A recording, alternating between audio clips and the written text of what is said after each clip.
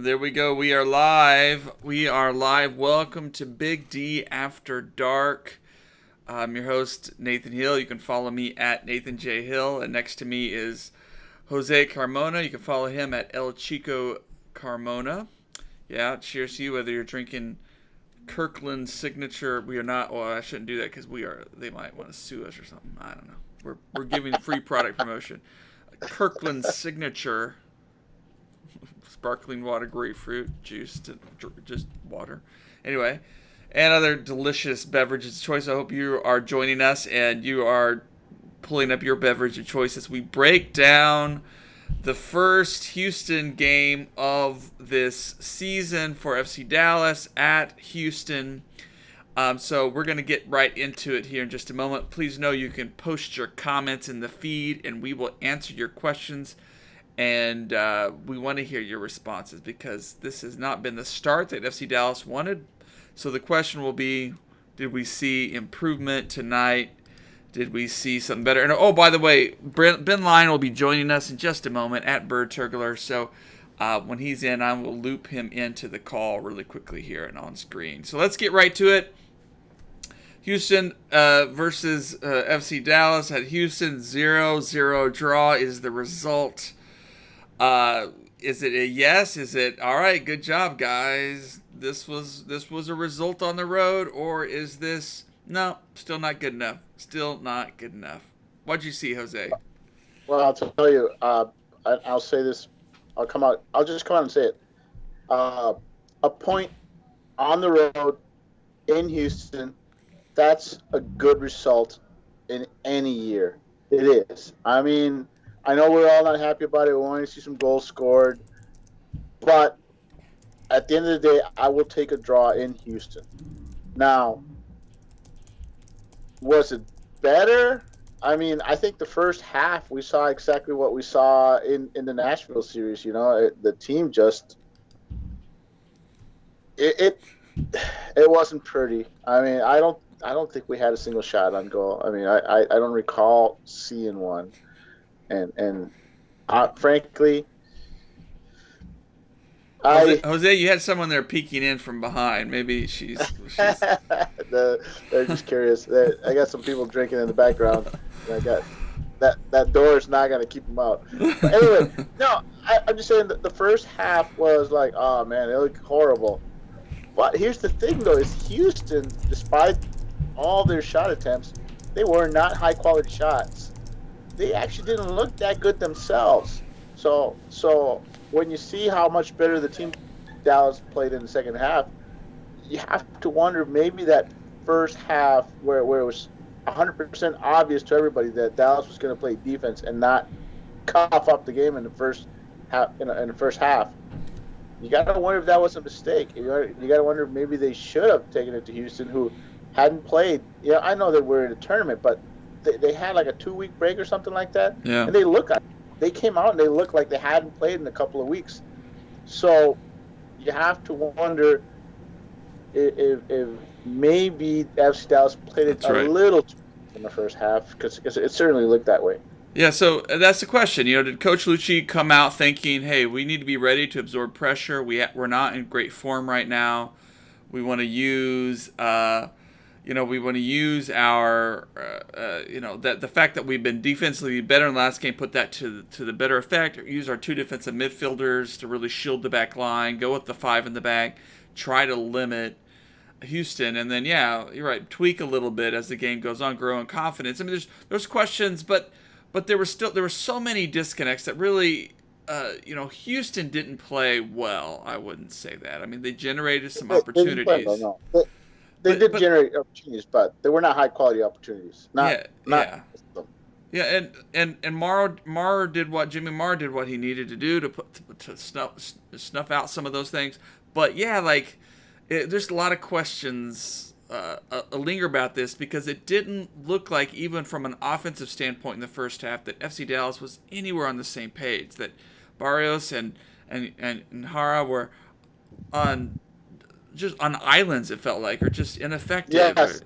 Actually, I'm glad you mentioned that because every time Hara got the ball or Ferreira got the ball, it seemed like they were out there all by themselves and looking for anybody to come help them. And by the time anybody did, there was like 4 or 5 Houston people already encroaching on them. And it was rinse and repeat, rinse and repeat. And it was like, wow, oh, we might have a breakaway here. Yeah, it's a one-man breakaway with nobody else anywhere in the vicinity to do anything. And it's just that new formation simply. It's new and it's obvious that it's just at this time, whatever Luci's trying to do, it's not working because he clearly doesn't have the pieces for it, or if he does have the pieces for it, everyone's in preseason form. So it's just it looks like they're rolling out a new formation never played before. Yeah, I'm sorry. Well, and I think the tactic in this one, I posted in our Big D Slack channel about just all the balls were really hopeful, but then Jason Poon, one of our great contributors, check out his chalkboard pieces. He said, it wasn't even that. It wasn't even like the ball ever got really into space for Barrios to make a play on it. It was just, it just didn't look connecting at all. It kind of looked like maybe what they were trying to do when they played Atlanta United, I think, last season and pulled off a great result on the road, absorb and counter. But the countering, the effort to go counter was terrible. The balls out of the midfield, out of the defense, went right back to Houston. I mean, just first half was just awful. In the second half, FC Dallas finally began to click and put some things together. They renewed effort, some subs. When Paxton came on, I mean, the kid's special. Cervania, I mean, so good to see him. He brought a spark.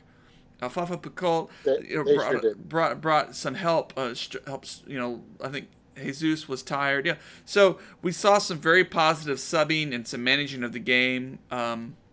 Still would have liked to have a goal or at least a few shots on goal. I mean, yeah. And Harrop played longer, you can see his time increasing, and Hara looked good in Spurs where he did some stuff where it's like, man, if he had any support, something might have came out of it, because there are several times where he made very intelligent moves and very very intelligent runs, but without the support, there was wasted motions, but I did see some flashes from Hara that I'm like, okay, he's coming along. I mean, it's still this team is still new to him, so. Well, we got our first comment of the night. Thank you, Nathan, for joining us tonight. Is there something, he writes, is there something wrong with Cobra's fitness? I understand the excitement around Hara, but it feels like he's being forced into the rotation when Cobra was still on fire pre-COVID. Good question. This felt like a game. They hinted. Yeah. I think they hinted that. I think they said that he was suffering some kind of ailment, some kind of, a hip flexor or something like that. I didn't quite catch it.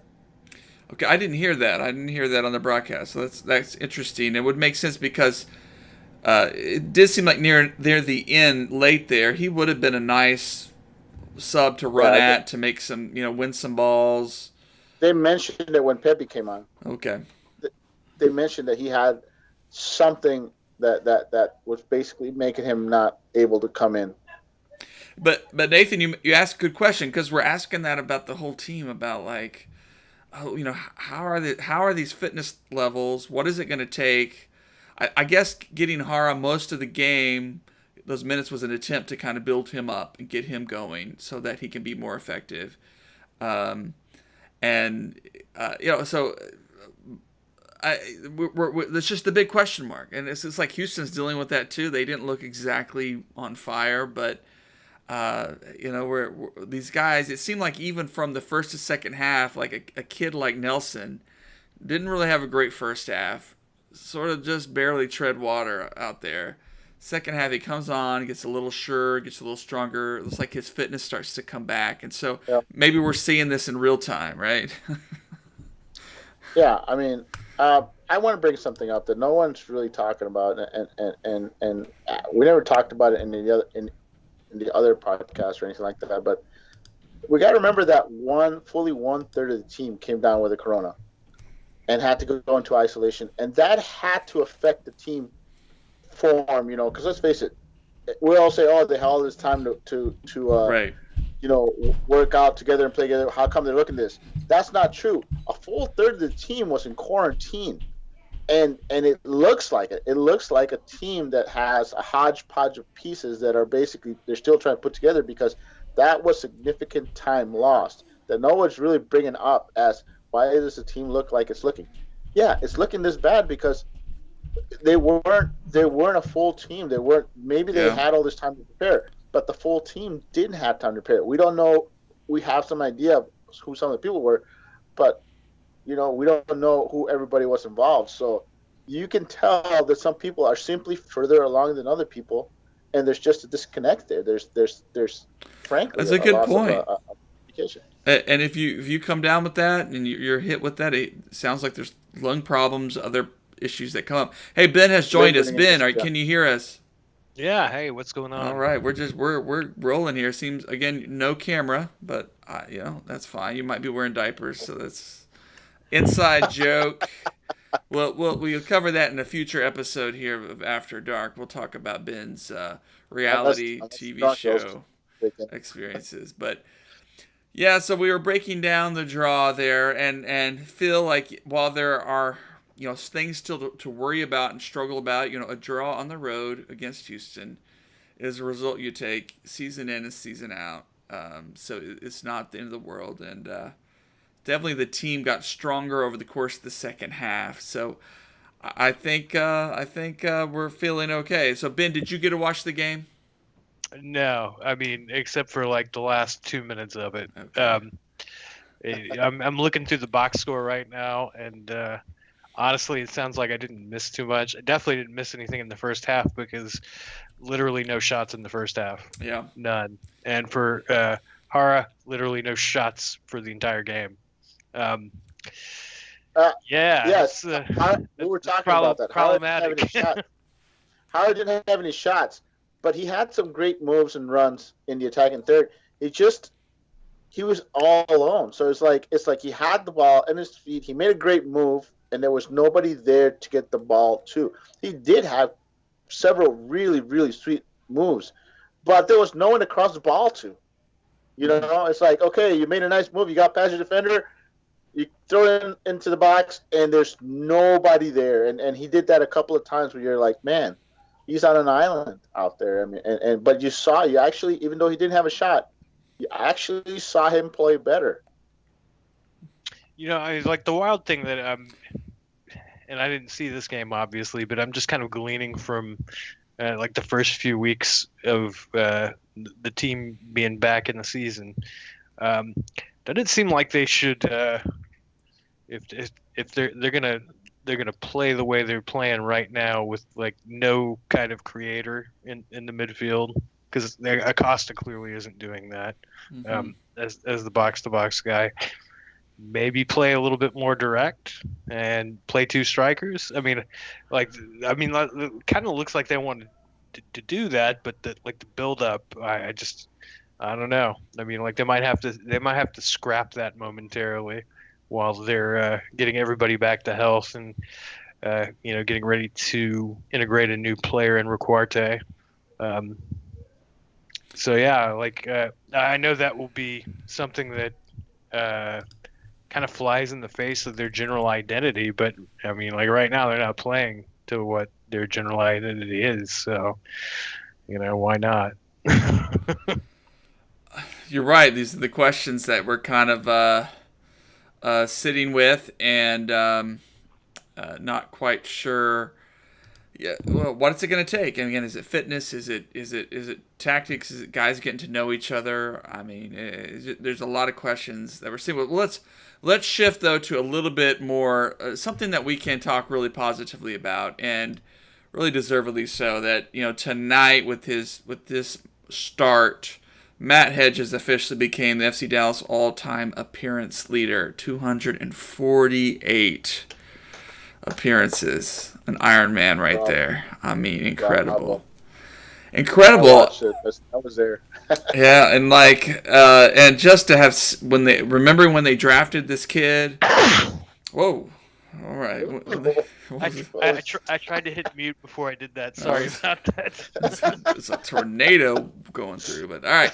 But yeah, Matt Hedges, just a tremendous human being, a tremendous athlete, diehard leader. And tonight he had a strong game.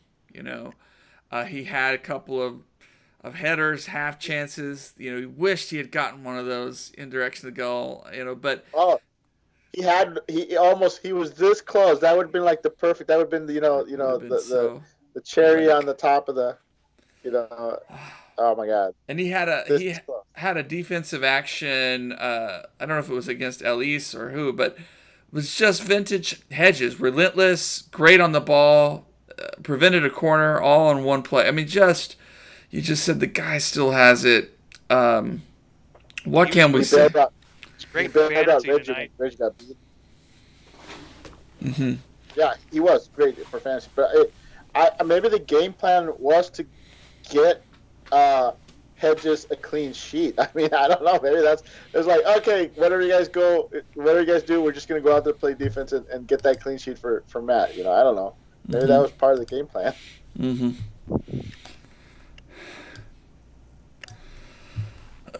Not a bad game plan. I mean, I'm just this guy. So the one downside that we always rant about here on the show, it's one of our repeated themes, is to be an all-time appearance leader, to be an MLS Defender of the Year, to have these accolades, to be an all-star on multiple occasions. Whatever you do.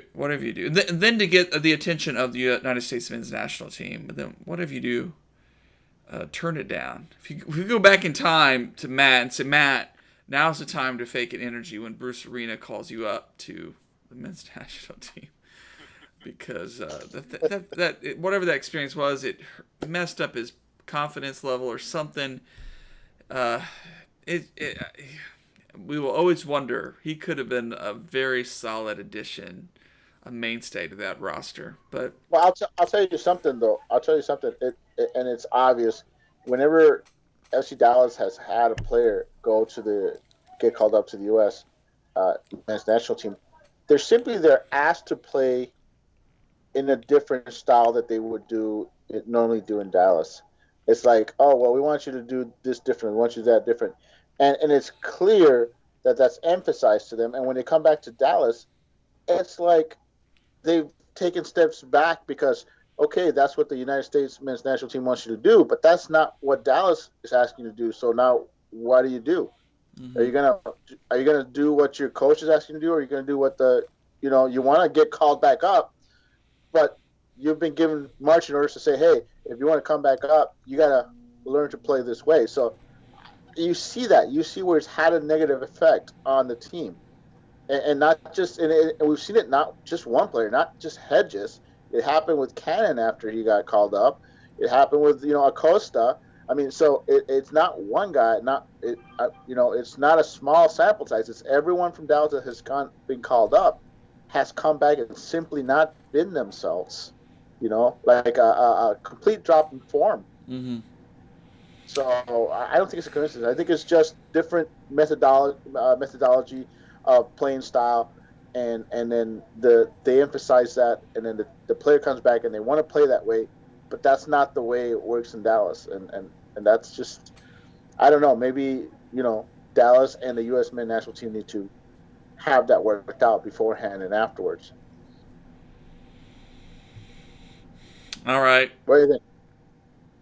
Let's go on. Let's go on to the next topic. Let's just zing through these things. We've said we've made our celebration of Matt evident here. Now, why is Paxton not starting? Why? I know, he has a knock. I saw Matt Doyle posted that too, and posted some highlights. But Paxton came on, and the game began to change. And Paxton did some things that Santos can't do, and Acosta can't do. Cannon can't even do that stuff. Like, what? Why is Paxton not starting? I'm concerned that it's one of these injuries that he will never shake, So he's never, maybe I don't want to jinx the guy, but maybe for the season, he's just not going to be able to shake it, or he hasn't been able to shake it up to this point.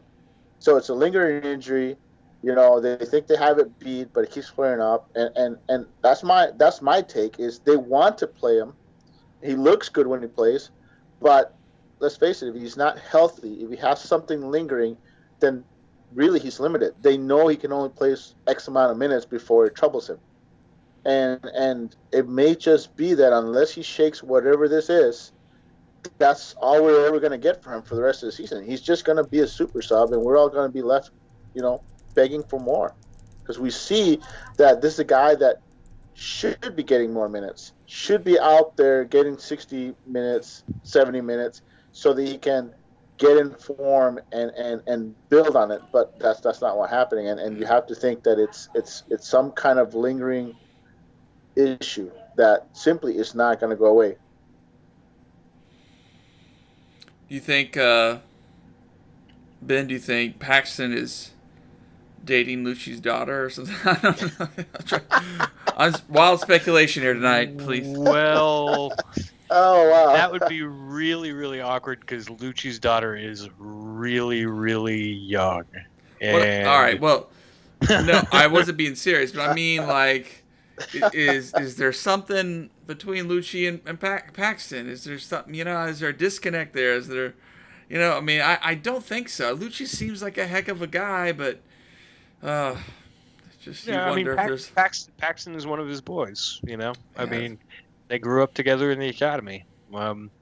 So no, I mean, I can't imagine that there is any kind of personal animus or anything like that that's holding Paxton back from being in the starting lineup right now. I think maybe it's just a fitness issue. I think the official company line on that is believable.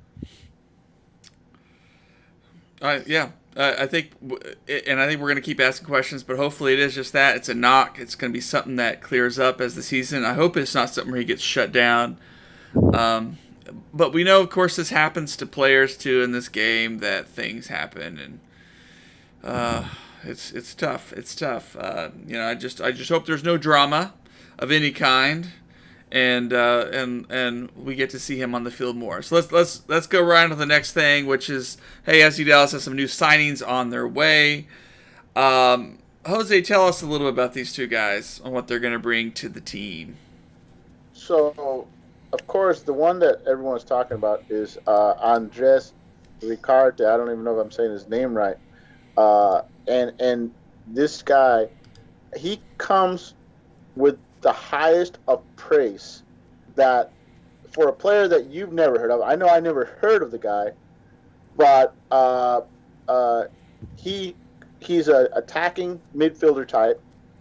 He was the number 10 for his team. I can't think of the team that he played for. All of a sudden, I'm drawing a blank. Deportivo Medellin. Yeah, Medellin. And he was their number 10. And so what I'm hearing is this guy, and he's a big, I don't want to tell, he's not muscular or anything, but he's like 6 foot tall, 6'1", and he's silky smooth, supposedly a really good two-way player, but like I said, he's more of an attacking midfielder type. He's a creator. This guy, they loved him there. People there are outraged that he's gone. And those that thought he would be leaving their team expected him to go to a bigger league. Let's face it, some people look down on MLS. So this guy, anyone you talk to, they're like, this guy was a best 11 for that league in the last 2-3 years. One of their best attacking midfielders in the entire league.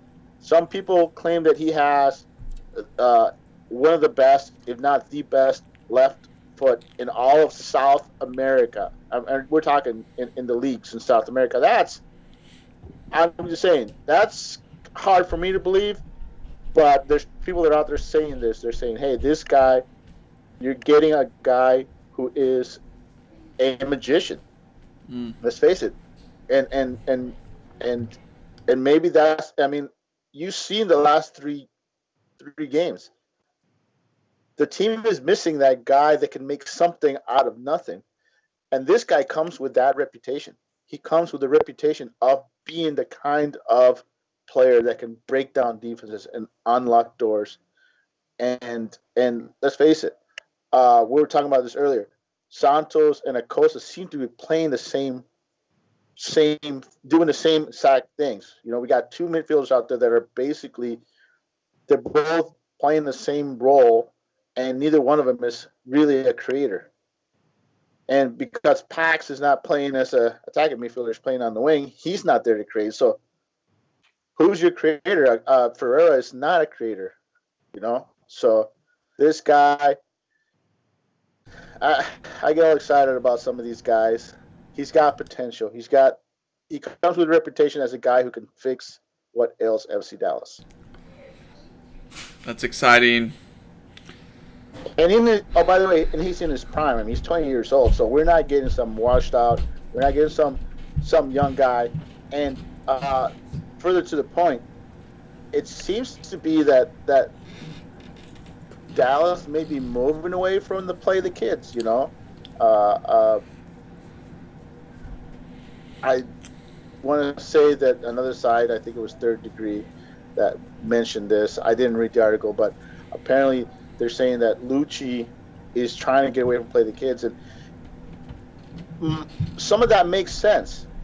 Look at the Nashville game. The Nashville game is a lot of us expected Dallas to just, you know, roll those guys, but when you have a really young team, it's very hard to get these young players who are new professionals, who are learning to be professionals, to get excited and go out there and perform against a team they expect to beat. So what do is you replace these young players with professionals who've been there, who are going to play exactly the same way game in and game out. When you have a really young team, you have those highs and those lows. When you have a older experienced team, you don't have those huge fluctuations. And I think that Ricarte coming in to a position that many of us expected would go to Paxton or Cervenia or someone like that, I think that signals a change in philosophy with that. That's fascinating. Yeah, but also when we see what Paxton can do and we see what Cervenia brings, it's kind of, yeah. I mean, that was a note I saw before the game, was that only 2 homegrowns in the starting lineup, which was really fascinating. Which is like a step back from what we expect. We're normally like, yeah, homegrowns, you play the kids, but we are seeing a team kind of, and they're not taking a full step back. I don't want people to panic. I mean, my point is that we expected to see more homegrowns getting more playing time. They're still going to get playing time, but it seems to be like they're like, okay, we need to kind of get away from playing too many kids because we have no consistency right now at this time. We need to get a professional team where we're going to get consistency game in and game out. And another thing about the Houston draw, let me remind you that Dallas was not a very good road team last year. So anytime they can get a point on the road for the rest of the season, that'll make up for the fact that they gave away points against Nashville. So this is a very good result. Yeah, this is a good result. I don't want people to get too down on it's a positive step forward.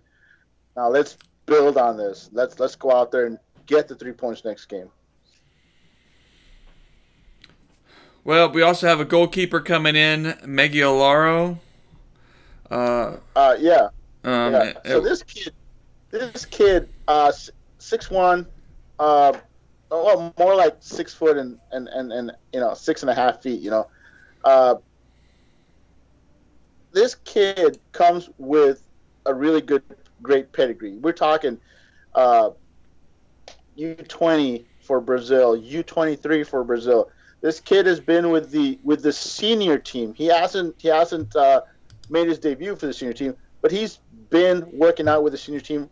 He's had multiple call-ups to the senior team, not like 1 or 2.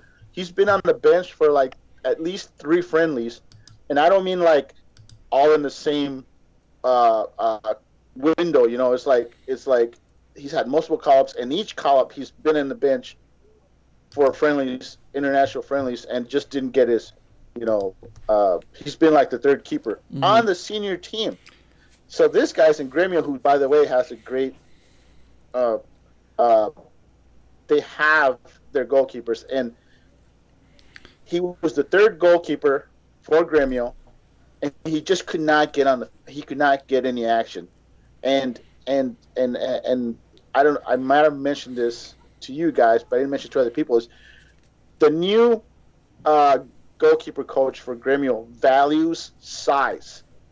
All right, so our new goalkeeper that we're getting on loan, he actually went from the third best goalkeeper. He went down to the fourth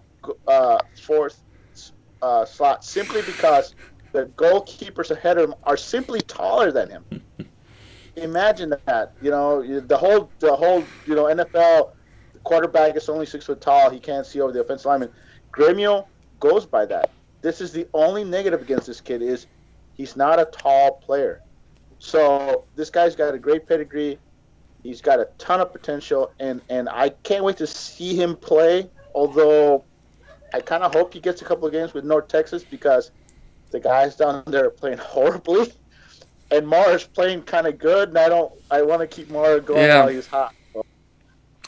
That's another thing, Ben, from this game. Mara was on the broadcast. They gave Hedges man of the match, which was fine. He had a good, solid game.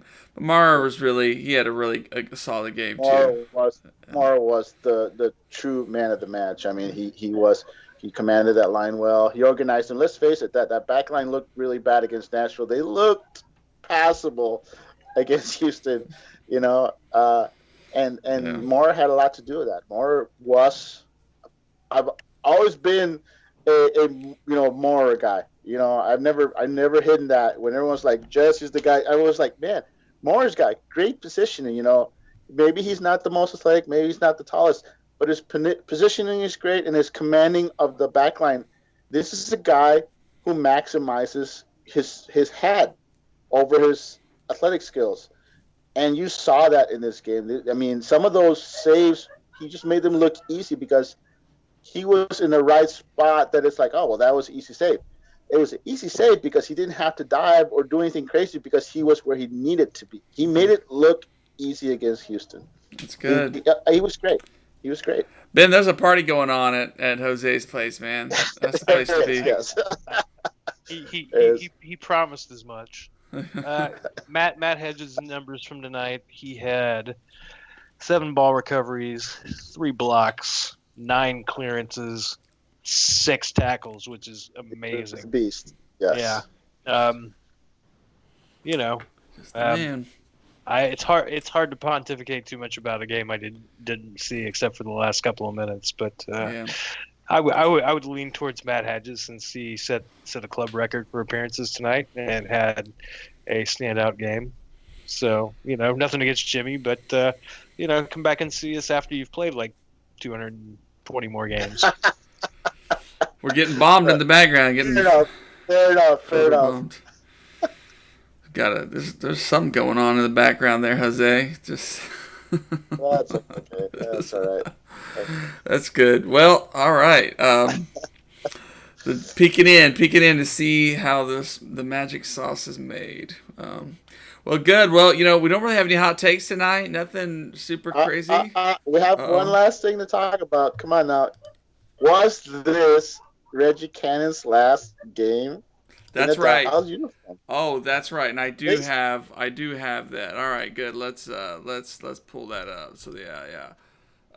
Right. Is Reggie heading east? We thought last Sunday was gonna be it, but he started again tonight with the full game. So what's the latest? Well, the latest, and this is according to Third Degree, was that a Russian team came in out of nowhere and put a significant bid in. Significant that apparently we all thought that he was going to be going to France or something, but apparently they're saying that some Russian team came in and put a bid that was significant enough to basically alter that. Also, a couple of Belgian teams. I forget. I can't give credit to because I can't remember who it was. But somebody else said that a couple of Belgian teams also jumped in there. So we have a full-fledged bidding war for Reggie's services. The I two teams I from think I Belgium. remember the Athletic doing Zulte Werjum, It was and this. Yeah, I can't remember and the other Beerschel. one. Oh, Beerschel. okay, yeah. And I can tell you about those two teams is they don't have the money to sign Reggie. In all honesty, I hear those two names and I'm like, those guys don't. I mean, I think Beerschel just made like a record signing and it was like 1.5 million. That was a record signing for them. So I'm not kidding when I say, I think the other team. What was that name, Ben? Zulte Zulte. Werjum. Zulte. Yeah. They have in their entire history only signed one player that was around over $3 million. So these teams are not spenders, and if I'm not saying he won't go to Belgium, I'm just saying the only way he ends up in Belgium is if Dallas ends up with like 50-60% of his rights. If that was the case, then I'd be like, okay, yeah, send him to Belgium because that's what you want. You want them to basically play him for a year and then sell him off to a bigger club. So that wouldn't be so bad, I don't think. The Russian team, I mean, do we really want to see him going to Russia? I mean, I don't know. I don't know. I would only like to see him go to Russia if it's a team that's going to be in the Europa or Champions League. Other than that, I mean, I don't know why he'd want to go to Russia. It would be like a lateral move, wouldn't it? I mean, unless he's going to one of the top teams. I mean, yeah, there's a lot of questions. So for I mean, like I'd have to imagine he'd be going to one of the top teams. Yeah, it would have to be. I mean, apparently he has a say as to where he get to go. So I would assume that he would nix a team that's not top 5 in Russia. The French teams supposedly are mid to top table teams. So from what I gather, just from them, the way that they were explained to me is that these are actually mid-table teams that are like dark horse contenders. And believe it or not, it's a crowded field in after the top two teams in France. It's pretty much everybody else is a mid-table team, so it really could be anybody. Mm-hmm. Well, good for Reggie. We're all just waiting for that word to drop, for the deal to be done. There's a lot of things I'm sure he's trying to sort out, and they're trying to figure out and make the best deal work. But till then, we're sort of all waiting for news. And maybe he'll start again this coming week. I didn't even check the Wednesday, isn't it? Isn't it Wednesday? It's a quick turnaround. It's a quick turnaround. And so there's an opportunity for Lucci to experiment again. Who are they playing on Wednesday? Colorado. Oh, good. The Crapids. Now, here's my thing. Here's my concern with Reggie is he played today, and that's great. But if he really is leaving, then we really should be running out whatever, And I'm not saying starting whoever his replacement is going to be, but whoever's going to be given a shot to be his replacement should at least be getting some minutes. So Reggie shouldn't be playing the whole game. He should be playing 60, 70 minutes, and then bring in the guy that we're gonna, groom to take over from because, we don't know if he's going to play Wednesday. He might not. We might see a Reynolds out there, Munjoma get his first action, but you're right. A lot of questions. We might see Brazan, who, by the way, whose name we never called today, which is a huge improvement. I mean, that's let's face it. Usually people are like, "Oh my God, Brazan makes this mistake or that mistake," but I don't remember his name getting called once, which is great. I mean, for that guy, it's like, So maybe I wouldn't sleep on Brazan not getting the run as the starter once Reggie goes, at least for a couple of games until, somebody else, overtakes him. Yeah, they need desperately something more in attack. So I certainly hope it's not Brisson. I mean, I'm not one of these people that's like particularly down on him per se. Just he's not gonna my he's memory. not gonna add what we need right now, in my opinion. No. But I do remember watching him play at right back, and the one thing he did bring to the table that of course they missed those runs from Reggie and those crosses, but Brisson really did have good passing in the attacking third. I do recall him. He didn't get a lot of credit for it, but he made up for that lack of speed by actually throwing in some very dangerous forward passes or into the center. And he's not ideal for what Lucci wants to do, but he will be passable, like I said, at least until they get somebody better. He's the safe choice, is my point, at right back. Well, we're excited for Wednesday night. I've got to start looking at the season again, sort of get my bearings on what's coming up, on the flow of it, and we're gonna have these tight weeks like this, these tight turnarounds, and so FC Dallas has a benefit of having a really deep roster with 2 new additions.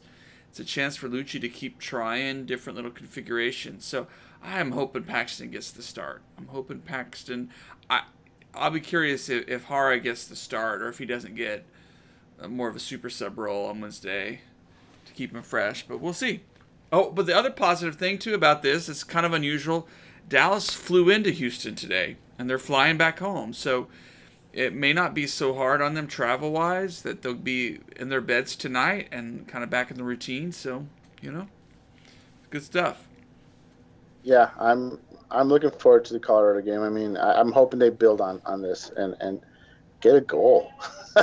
Yeah, that'd be nice. Here's the thing is I think the floodgates are going to open once they get a goal. It's like, oh, we can score, and then they'll go up. So there's a goal explosion coming against somebody.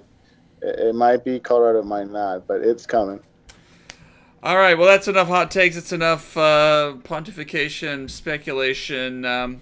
Paxton, get well. We know there's no drama. Hope there's no drama involved. Just get well, man. Get well. We're excited to see you out there. Congratulations to Matt Hedges. Coach Lucci, we trust. We trust in you. We know you'll figure this out.